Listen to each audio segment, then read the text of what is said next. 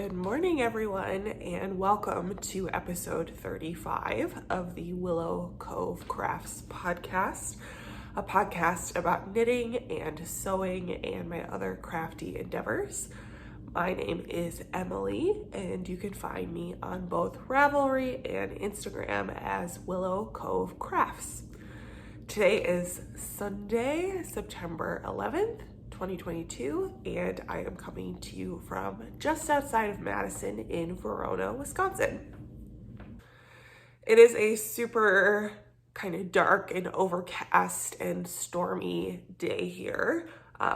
So it is affecting the lighting a little bit. It looks pretty dark on the screen as I'm looking at it, but hopefully things come across well on video today. But anyways, it has been about 3 weeks since I last recorded. I typically try to record every other week, but last weekend, which was when I was due for another video, my boyfriend Dan and I were traveling home from our trip to France. So I'll talk about that a little bit. That's obviously, the big thing that I have been up to since we last spoke. Dan and I went to the south of France for 9 days. We spent about half of that time in the city of Caen and then the other half in the city of Nice. And it was absolutely lovely. Such a dream trip. I'm not going to go into a ton of details on the things we did just because we would be here forever. But I do have a highlight reel on my Instagram with all of our pictures from that trip if you are interested in seeing that. It was both of our first time, the first time for both of us to travel to Europe. And yeah, the weather was perfect. We had such good food. We did a lot of fun things. We went to, I think, 5 or 6 different beaches while we were there.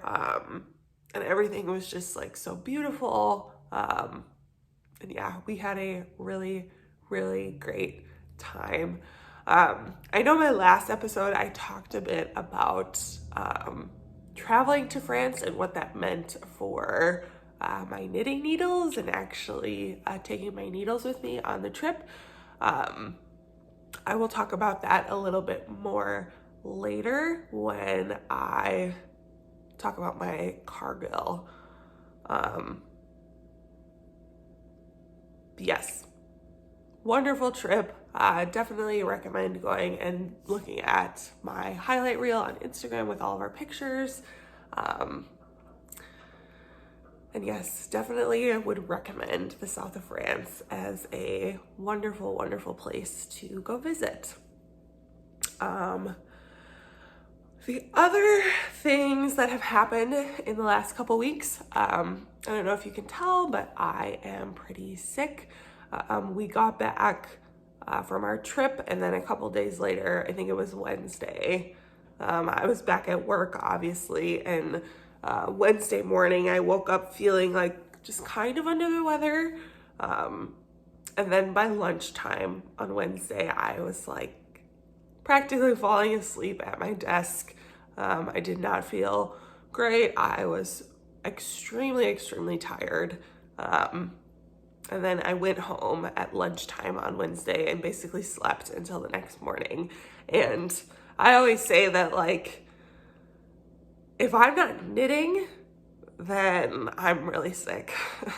I feel like that is the threshold of being sick, and being really sick is whether or not I'm able to knit. And yeah, all day Wednesday, I don't think I knit a stitch.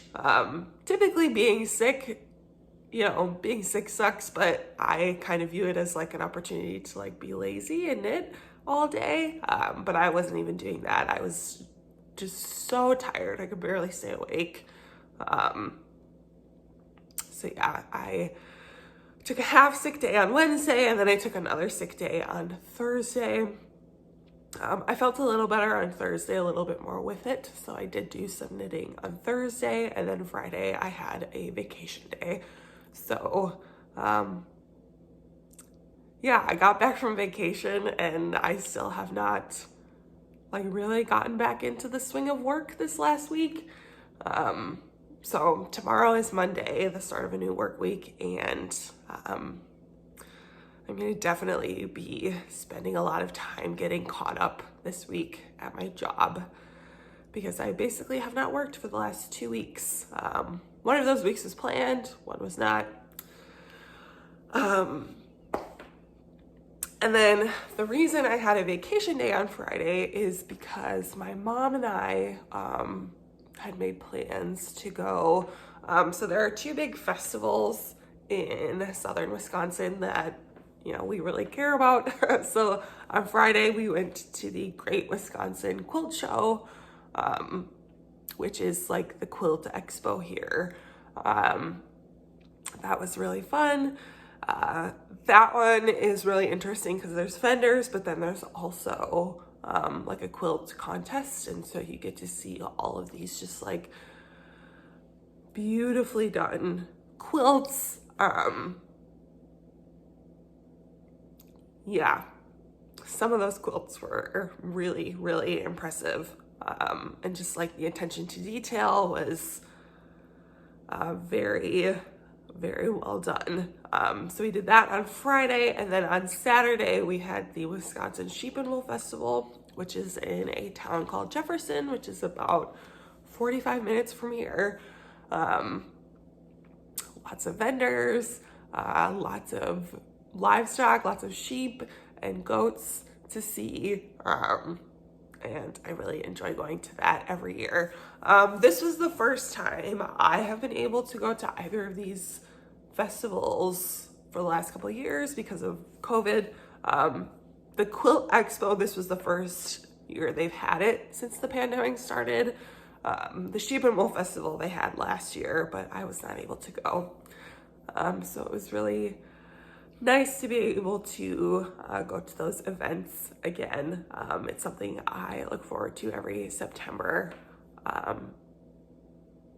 So yeah, that is kind of a long-winded explanation of my last couple weeks. Today, I'm feeling a little scattered because I'm still like quite congested, quite just like fatigued and not my most with it. So I apologize if today's episode is a little like rambly and weird, but I'm on the mend, and I've got a couple things to show you today. I have one sewing finished object. I have 2 knitting works in progress and 1 sewing work in progress to share with you today. So we will go ahead and get started with the crafty content. Let's start out today with finished things. So like I mentioned, I have 1 finished sewing object. This is one I have shown before, and I was almost done with it last episode, but I have since finished it. It looks very wrinkly. I had this packed in my suitcase for our trip, and then I have not washed it since we returned home. So it's kind of been sitting in a pile on the floor, which is not the nicest way to treat your handmade items, but it is what it is. So I, for our trip, wanted to sew a new dress, and I made a brand new version of the Reglisse dress by Deer and Doe Patterns. And it's pretty difficult to show on this little screen, so I will insert some pictures of me wearing it. And yeah, it's blowing out a bit. It is a light blue color. That's maybe like a little more accurate if I move it closer. But I sewed this dress out of some cotton chambray fabric that I purchased from Mood Fabrics. And it's this lightweight cotton. And yes, I've made this dress This is my second time making this dress. I really, really like this pattern. I think it's super flattering on me. I think it would be flattering on most people. I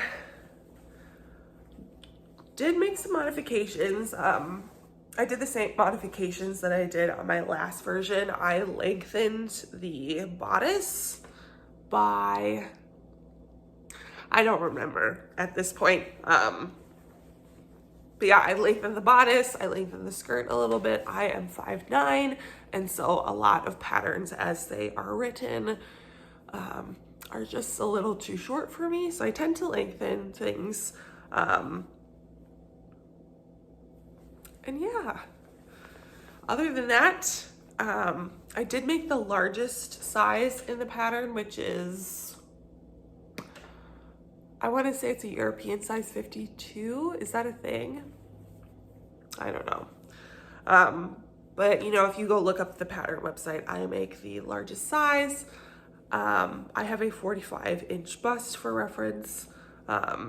So I don't know if Deer and Doe is necessarily the most size inclusive of pattern companies, because I do, you know, I've made several of their items and I always make the largest size. So I don't feel like I should be the largest size in a size range. I would definitely like to see larger sizes than myself so more people could enjoy these beautiful patterns.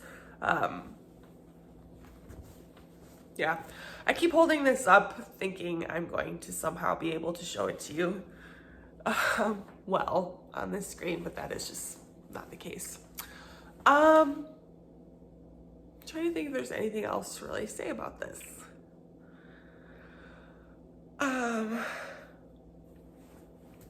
Not really. I'm hoping I find some good wear out of this fall. It is definitely more of a summer sundress item, and we are heading into fall and winter here in Wisconsin.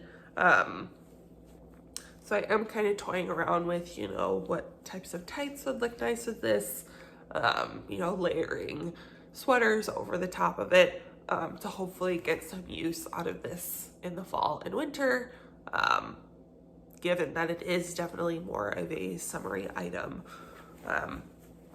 Oh, I could show a close-up of the buttons I put on it. I bought these buttons off Etsy. I do not remember the shop, but they're these nice kind of pearlescent buttons. Something else I might change about this pattern if I make it again, which I definitely think I will. So this button placket is, it's a faux placket. These buttons are not functional. They're just decorative, and then, you know, these two sides are sewn together.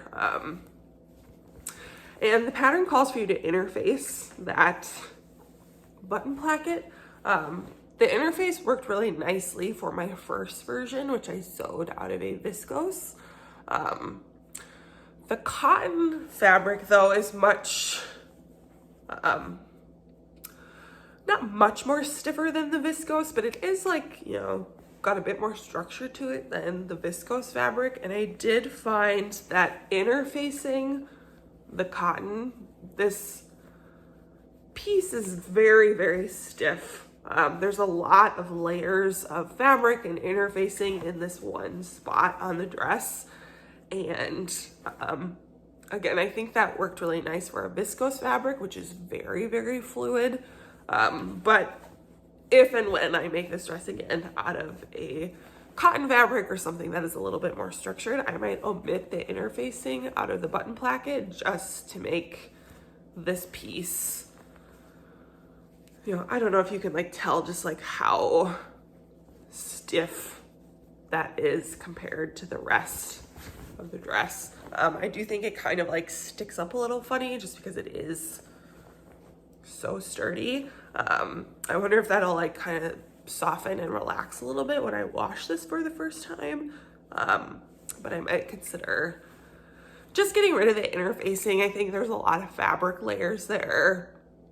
And that in and of itself would be enough to give that central button placket a bit more structure, but not too much structure.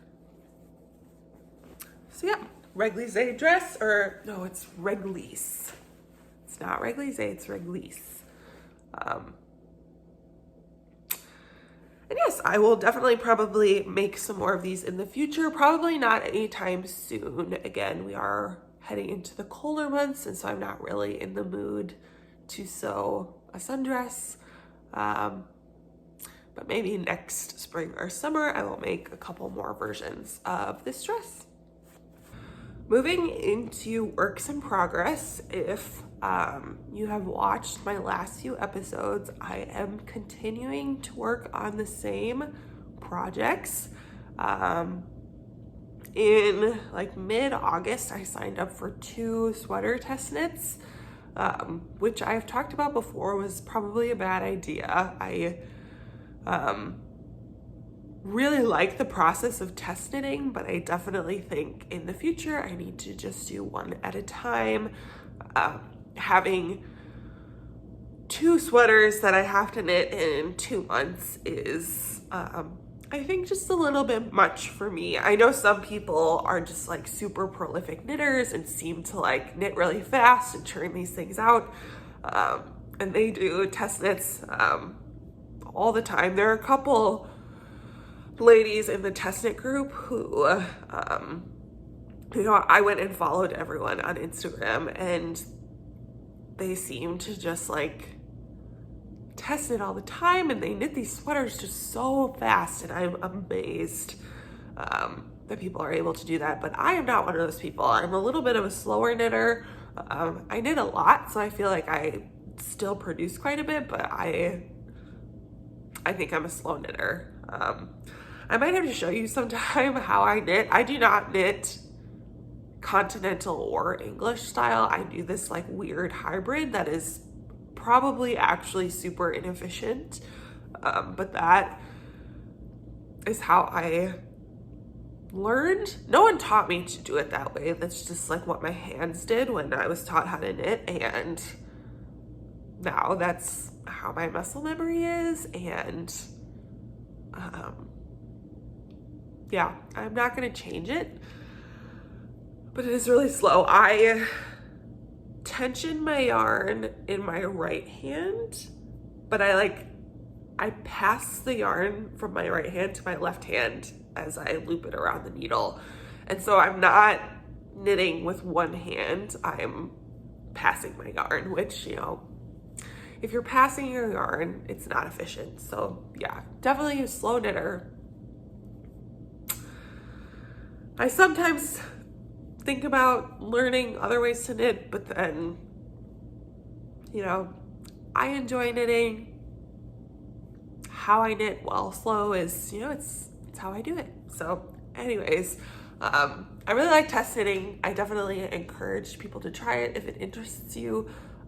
Having a deadline is kind of a blessing and a curse, because it's really forced me to work on these projects and not get distracted by new things. I tend to, get 70% of the way through a project and then discard it for a new cast on. So having the deadline and having someone who's relying on you for feedback has been really good for me, because it's really forced me to push through and finish these projects. But doing 2 at a time was just a bit much for me. I am looking at doing another test knit this fall, hopefully, but these ones will be done, and I'll just do the one, and that'll be much more manageable. So anyways, I'm not quite done with either of my test knits. I'm getting pretty close, especially on this first one. So my first test knit is the double date sweater by Winter's Weather Knits. That is Joey. And I'm getting pretty close. So, ooh, I just hit my head on my cabinet. It's getting pretty big. So anyways, this looks like a real sweater now. Last episode I was here where this marker is. So since then I finished knitting the front, I joined the shoulder seams, I knit the collar, and I have knit one of the sleeves. And then, you know, my plan is this afternoon to cast on the second sleeve or pick up stitches for the second sleeve. And then I have a week until this one is due. So I will knit that second sleeve over the course of the next week. And then hopefully this one will be done. I'm feeling pretty good about finishing this one on time. So yes, my yarns that I am using, I am using Brooklyn Tweed Arbor, which is a 100% American Targhee wool. It's a DK weight yarn. This is obviously my main color. This is the color Hammock. And then my three contrasting colors are Carob, Arabesque, and Degas.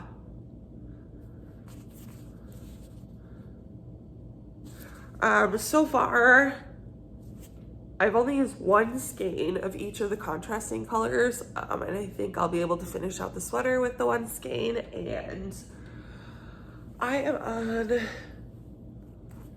on my 7th skein of the main color, so I think I will definitely use an 8th skein, and then that will probably get me to the end of the sweater.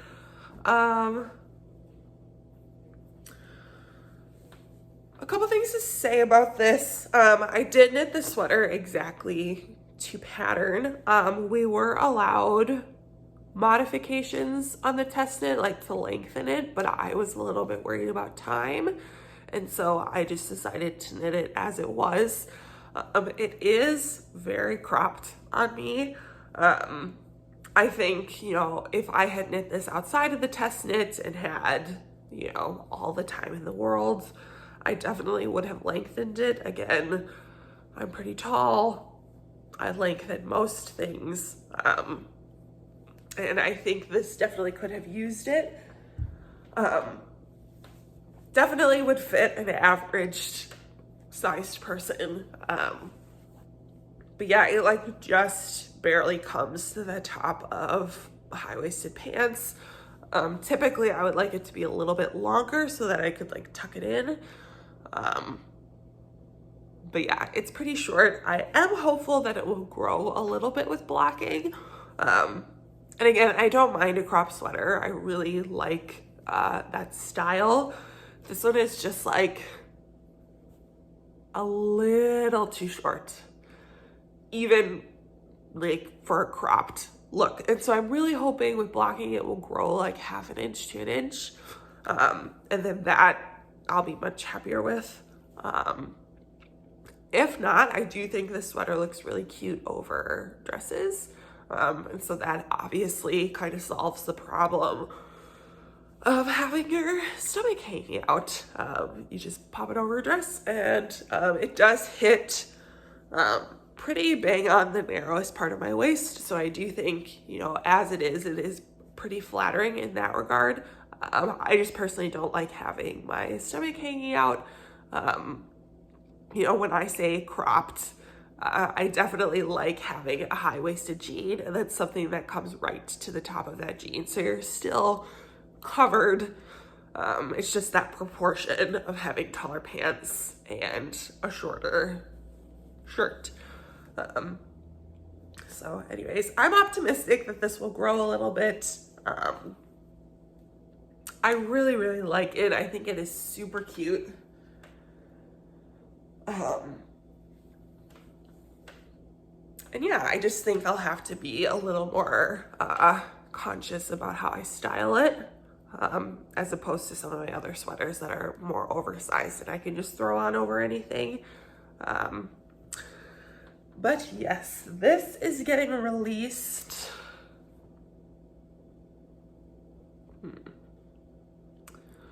I want to say the 3rd week in September, the pattern for this will be released.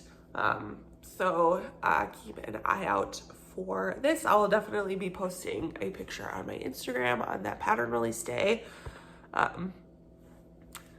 So yes, super cute sweater, highly recommend. It's been really fun, really engaging. Anything with stripes is really, you just like, one more stripe, and then before you know it, your whole sweater is done. So yes, Double Date Sweater by Winter Sweaters Knits coming out within the next couple weeks. So keep your eyes peeled for that pattern. My second test knit that I continue to work on is my Cargill sweater by Rebecca of Crea Designs, I think is what we're calling it. So Rebecca does the Crea podcast, which is a really, really great podcast. You should go check her out. But this is her first pattern, and so I think she's now going by Crea Designs, Crea Knits. I'm not quite sure, but if you search Crea, you should find it. But anyways, here's my sweater. Last time, I have a marker on the back, I was here. So I have knit 6 or 7 inches on the body. And it's hard to tell, but I did pick up and start knitting one of the sleeves. I am not as confident that I will finish this one in time for the end of the test knit, but I do really want to knit all of the components, so I can at least give Rebecca all of the feedback I can on the sweater. So yeah, at this point, the body, and Rebecca has been really relaxed about this test knit. She basically said knit what you can by the due date. The body, I'm just gonna knit straight. So as far as feedback goes, there's not really much else I can offer her. And that's kind of what she said. She was more concerned about the yoke and making sure like all of those numbers checked out and those instructions made sense.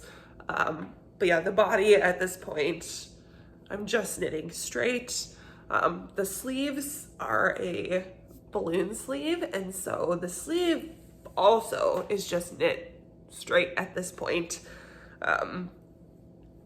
So again, as far as feedback goes, like there might be like a little something, like just double checking that the numbers work out for the decreases at the cuff. In case you don't know, to make a balloon sleeve, you knit straight and then you do a rapid decrease at the wrist to kind of cinch in your fabric and make a little puff. So there like might be some feedback there, but that's like kind of simple math. I think at this point, other testers have gotten to that point and have confirmed that things look good. So yeah, basically not gonna finish. I'm gonna knit as much as I possibly can. I still have about 2 weeks on this one, so I do think I'll get like a significant amount of progress done on it, but I do not think I will be completely done by the time this pattern is released. But like I said, I do think at this point, Rebecca, and she has said this, she has the feedback she needs to, finish writing up the pattern. And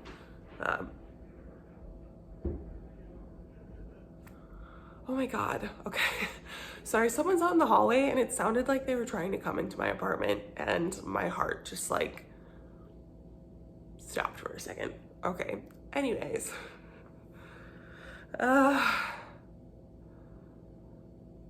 I am very easily startled. If you don't know me in real life, it's a little bit of a problem. Anyways, what was I saying?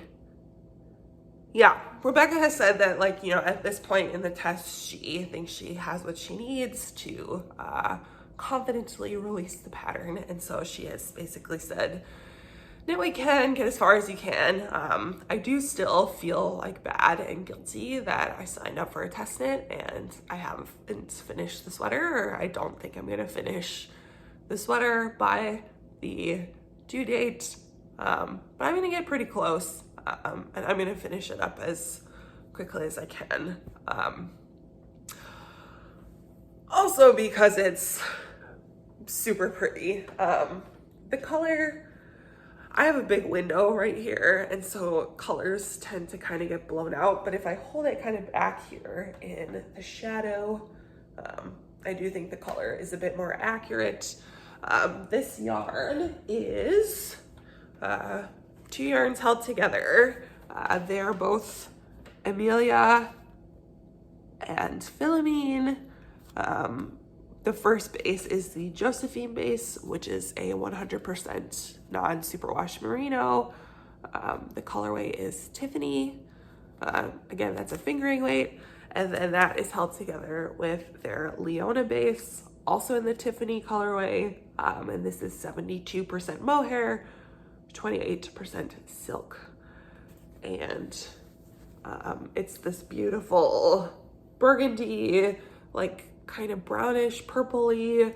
I call this like raspberry chocolate. It's a super, super gorgeous color. And yes, the Cargill, I think this may be my favorite sweater I have knit to date. It's fitting really, really nice. The fabric is just so squishy. I'm excited for more people to start knitting this sweater and to just feel how like luxurious the fabric is. So the fabric is this dip stitch pattern is what Rebecca calls it. And dip stitches, like, they almost put like an extra layer of yarn on top of, like these dips literally are like laying on top of the fabric below. And so you get this like super thick, squishy fabric, and it just like feels so nice. It feels really substantial. Like this is actually kind of a heavy sweater. And like, it's just gonna be so warm and cozy, especially if you are like me and live in a place that gets super cold. You know, creating this like very like heavy, robust sweater is, I think, something people should do. And yeah, I love the look of this pattern. I think I mentioned before, I'm a really big fan of like vertical lines on knitted garments. And so, you know, this overall texture is actually making these, you know, kind of thin vertical lines down the entire sweater. Like aesthetically, I just think that's really attractive. And yeah, with the mohair, like it's just so good. Every episode since I started this, I have come on and just like waxed poetic about this sweater. And yeah, I'm really excited for Rebecca to release this and just to see more and more people making this sweater. I cannot recommend it more. It is really, really lovely. I guess I will kind of use this as a segue to talk about my travel knitting. So I mentioned this a bit in my last episode. So Dan and I went to France, and I was concerned about knitting needles on international flights. And I said I would report back with my experiences. I really wanted to take my Cargill with me so that I could get some work done on it while we were on our trip. And I am a metal knitting needle person. I did not want to switch to wooden knitting needles on this project because, as you might know, metal versus wood can change your gauge. And so I've knit this whole sweater on metal knitting needles at this point. I did not want to switch out to a wooden needle and potentially change the gauge up on my sweater. And so I just decided to take these and see what happens. So I did not have any trouble whatsoever. I did take a few precautions. When I went through security, I did detach. These are my interchangeable needles. So I did unscrew the needle. I put little like rubber stoppers on the needles to make them look a little more inconspicuous. I was especially worried about our flight home because France is a country that explicitly prohibits metal knitting needles. So I was pretty confident that they were going to take my needles away, and they did not. I got to keep them. I was able to knit the entire flight home on my sweater, which was a pleasant surprise. I, again, thought for sure they were going to confiscate these needles, but they didn't. So yeah, take that as you will. Ultimately, it is up to the individual security agent that you happen to interact with that day. But I got my needles there, got them home, and no one even questioned them. No one wanted to see them. Yeah, everything went super smoothly. Like the amount of like time and energy I spent worrying about this and like kind of coming up with a plan, and it was basically a non-event. No one cared. I do wonder, I kind of have this theory, I don't know if it's true or not, but when a non-knitter thinks of a knitting needle, they think of the super long straight needles, which are obviously quite a bit more intimidating than something like this. You know, my theory is if you showed a non-knitter circular knitting needles, they would be like, what's that? Like people who are not knitters don't even know what these are. And so I do wonder when they are writing rules for the airplane, if, you know, statistically speaking, it's likely that a non-knitter is writing up those rules. I don't know, I'm generalizing, but, you know, and when people think of knitting needles, they think of those big, scary, straight knitting needles. And so maybe like these don't even register for a lot of TSA agents as a knitting needle. I'm sure there are definitely some that know what they are, but I do think like as knitters who are like so like deeply ingrained in all this stuff, we forget that a lot of people actually don't know what this is. They can probably like figure it out if they watch you using them, but yeah, knitting needles come in so many different shapes and sizes, other than those like traditional big straight knitting needles. And so I do wonder when looking at those airline regulations if they're even thinking about something like this, or if this even like registers as a possibility. I don't know. I'd be curious to get your thoughts on that.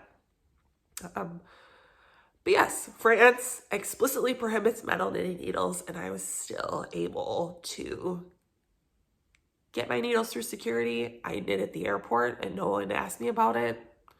I got on the plane, no one asked me about it. So that was my experience. I do have one new sewing work in progress that is like barely a work in progress. I have literally just like scratched the surface on starting this project, but I did want to show you because technically it is started.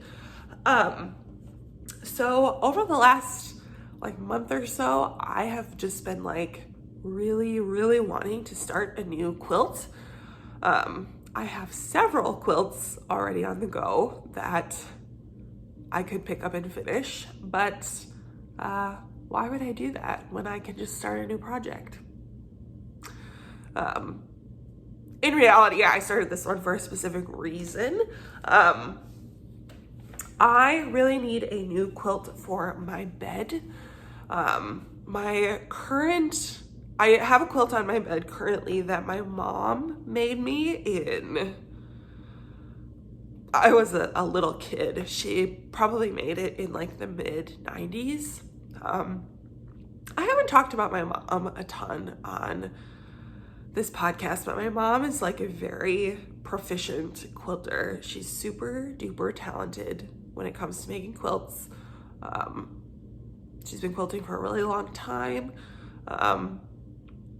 Basically my whole life. My mom, I asked her about it one time. She started quilting, so I am the oldest child in my family.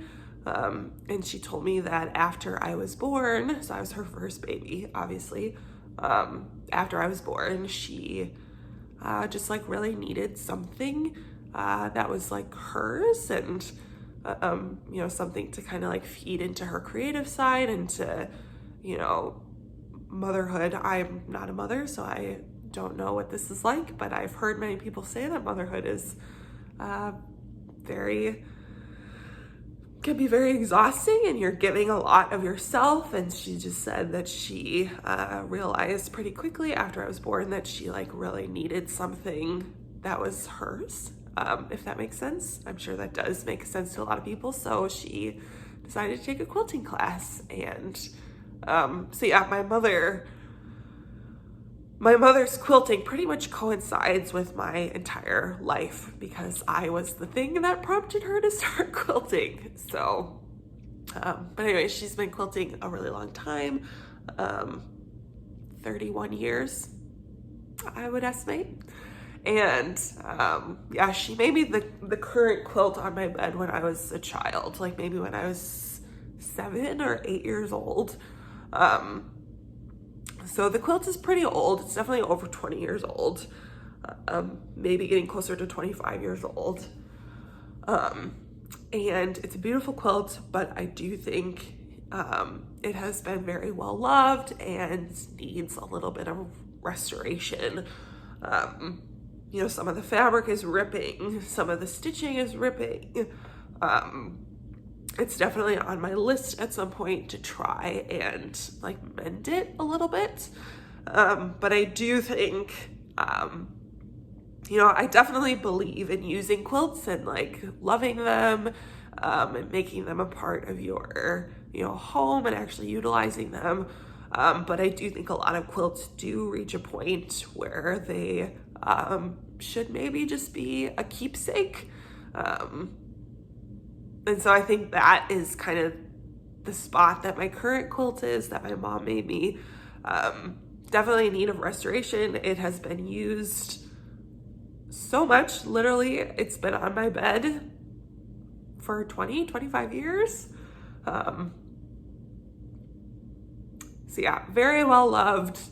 But I do think at this point, it's maybe time to retire it. I definitely want to like keep it and preserve it, because like it's something my mom made me, and you know, someday, you know, unfortunately, like my mom won't be around, and like I'll have this thing that she made me, and you know, pass it on to, you know, whoever. You know, if I have children, you know, they'll have it, and you know, these like family heirloom things. And basically I am getting nervous about using that quilt. That was like kind of a morbid thing to say, but I think about that sometimes, you know, preserving these things that my mom has made me. Yes, anyways, I would like to make a new quilt for my bed, and all of my current quilts that I have started are throw sized, so I needed a queen to king size quilt for my bed. And what I wanted to do, I want to make just like kind of a simple square patchwork quilt. I really, really love patchwork. I think technically all quilting is patchwork, not all, but like taking two pieces of fabric and sewing them together, I think technically all of it is patchwork, even if it's like triangles and hexagons and all the shapes, but I wanted like a square, like very like simple square patchwork quilt for my bed. So I have started cutting fabric, and this is what I have. I've cut 2 of my fabrics, and that's it. Here, let me show you these a little better. Literally 10 minutes of work. I ironed and cut these 2 really pretty red fabrics. I am cutting 3.5-inch squares, which will, you know, once the seam allowance is used up, will result in a 3-inch square patchwork. I'm gonna see how many squares I can get cut out of my fabric. It'll be somewhere between a queen and a king size. So yes, and then the rest of my fabric, I'll just hold this up for you, just so you can kind of see my color combination. But we've got some reds, this one kind of pop of forest green, some oranges, and then a lot of like low volume white and cream fabrics. And I thought that would look really nice. Like it's very like fall without being, you know, really in your face. And yeah, I purchased these fabrics from Lo and Behold Stitchery, which is one of my favorite online fabric shops. I really, really like. I believe the owner's name is Brittany. She has some really, really great quilt patterns, and then she has really fun fabric. But yeah, I purchased 2 bundles from her.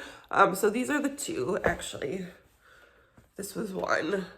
So I purchased this like white and like pink and rose bundle from her. And then I purchased this orange and like forest green bundle from her. And then they came together, and I saw them and thought they looked really, really good together. And this is roughly the amount of fabric I need to make a queen size quilt. So, yes. And the thing I really, really extra love about these bundles is they have, I don't know what you would call it. If someone knows the name for this, please let me know. But, you know, quilting cotton is pretty like smooth. So this is a quilting cotton. And then there's these like kind of like more coarsely woven fabrics in there. I don't know if you can like really tell, but this fabric has like a thicker texture to it compared to this. And you can even see that with the squares I've cut already. So I've only cut 2 colors. I have 24 of each of these. But this one is a bit more substantial than this one. And, you know, this fabric, let me pull one up. You could probably use both sides. But it's like woven. I know all quilting cotton is woven, but it's like a thicker, like it almost feels like linen, like it's thick. And then, you know, some of these other fabrics, like this one is kind of like that, like it's just got a texture to it. Same with this one here. You can kind of see that there's, you know, just a little bit more like grit to the fabric. There's a couple of them in here too. Like this one looks like a tea towel almost. This one has texture. So anyways, the bundle is like a mix of kind of traditional quilted cottons and then these like kind of textured fabrics, and I think that will be really fun in a big patchwork quilt. So I haven't been working on this a ton because I am, like I said, still really trying to finish up my test knits. But once I'm feeling a little bit better about my test knits and like getting those done, I think I will be spending a bit more time with that quilt. So yes. Looking ahead to the next couple of weeks, there are some projects that I think I will be casting on. So I will talk about those really quickly. If you watched last episode, you may remember that I wound up some yarn for a hat. I have it over there. I'm not gonna go grab it. I wound up some yarn for an Oslo hat by PetiteKnit, and I brought that with me on our trip kind of as a backup project. And I had wooden needles to cast it on, and I kind of had that just in case my knitting needles on my Cargill got confiscated, which they didn't, so I did not start up that Oslo hat, but I still really want to knit it and will probably cast that on soon. I think once I finish up my double date sweater, I will probably cast on that Oslo hat. I have some Woolfolk, I think it's pronounced Tynd, in this really pretty mustard yellow color. So that should be like a quickish project. Hats are small. The other thing that I might cast on my next episode is Rebecca of the Crea podcast is she has her second sweater pattern that she's going to be releasing. She's putting out a test knit call this Friday that I do think I'm going to apply for. She has said in our Cargill test knit group that we all can test knit it if we want, so I'm assuming I will be able to test knit it. But anyway, she has this new sweater called the Kerr sweater that will be coming out within the next couple of months, and she's gonna start that test knit. And I really have been wanting to knit a colorwork sweater this fall, and Kerr, she's been showing it on her podcast. It's beautiful. Rebecca just like has the eye. She keeps like making these like gorgeous sweaters. But anyways, it's a colorwork sweater. It completely fits the bill of what I was hoping to make this fall.